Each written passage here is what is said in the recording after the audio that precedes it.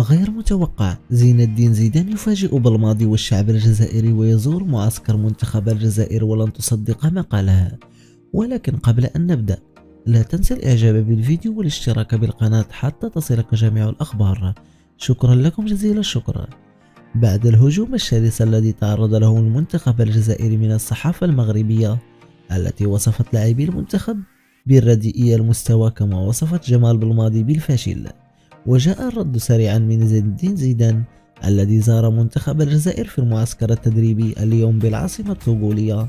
وأكدت صحيفة لوجوغ الطوغولية بأن زين الدين زيدان جاء لدعم المنتخب الجزائري قبل كأس الأمم الإفريقية. ما رأيكم بما قام به زين الدين زيدان؟ أجيبونا في التعليقات.